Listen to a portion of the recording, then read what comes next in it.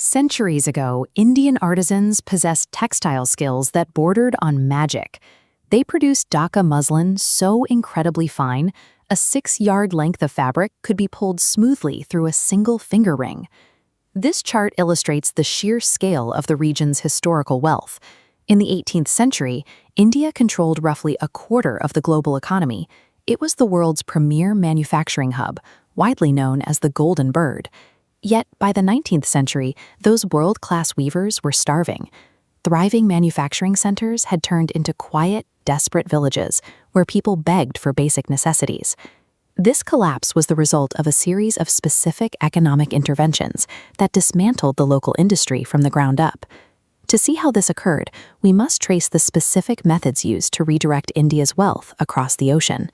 The massive shift began in 1765.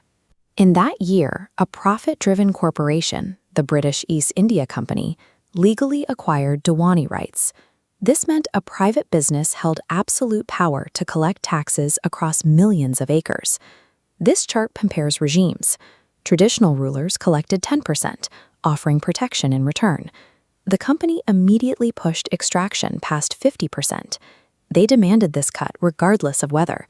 If drought shrank the harvest, they still took their fixed share, leaving farmers nothing. The horrifying climax of this policy arrived during the 1770 Bengal famine. While the rains did fail, the mass starvation was actively driven by the company, who hoarded available grain in their storehouses and then chose that exact moment to increase the tax rate by another 10%.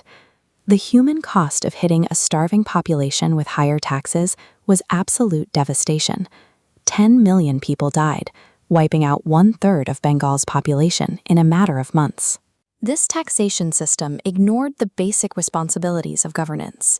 It functioned as a one-way wealth siphon, draining capital directly into London bank accounts. While the company was extracting cash from the ground, the British home islands were trying to spin up their own machine textile industry. The problem was, early British cloth was thick and coarse. It simply couldn't compete with Indian artisans. This map shows how Britain solved their quality problem. Parliament built a legislative wall, applying an 80% tariff on Indian textiles entering Britain. But on the reciprocal route, machine-made British goods flooded straight into Indian markets, facing a 0% tax rate. Indian cloth became mathematically impossible for European consumers to afford. Simultaneously, heavily subsidized cheap British cloth took over local Indian shops. British politicians heavily promoted this as free trade. In practice, it was a legally enforced monopoly, carefully designed to suffocate a superior global competitor. When tariffs alone failed to clear the market fast enough, the company escalated from legislative barriers to physical violence against the weavers themselves. Company agents went from village to village, systematically destroying local looms. Accounts detail horrific mutilations, including cutting off weavers' thumbs.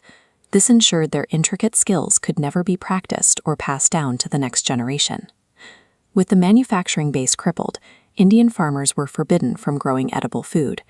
They were ordered to dedicate their land entirely to cash crops, specifically growing indigo, harvesting raw opium, and picking raw cotton, exclusively for the company. This flowchart breaks down the closed-loop economy. First, the British buy raw cotton for pennies and ship it out. Following the loop back, British factories manufacture finished clothing. They ship it back to a captive Indian public, selling at 10 times the original price. This specific, enforced cycle permanently re-engineered the Indian economy. An entirely self-sufficient, wealthy producer was broken down and reassembled into an impoverished, captive consumer market. The resulting devastation was so complete that by 1834, the Governor-General of India, Lord William Bentinck, wrote flatly, "The bones of the cotton weavers are bleaching the plains of India."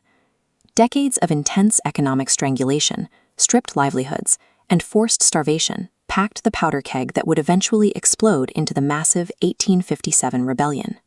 When the 200-year colonial project finally drew to a close in 1947, the exiting British administration left behind a thoroughly depleted, fractured nation, carrying the overwhelming burden of rebuilding from extreme poverty. The capital that fueled British industrial growth was extracted through the same ruthless tax systems that left Indian fields bare and millions starving. India's rise in the modern global economy is the slow, hard-fought recovery of the status it held for centuries before these interventions began.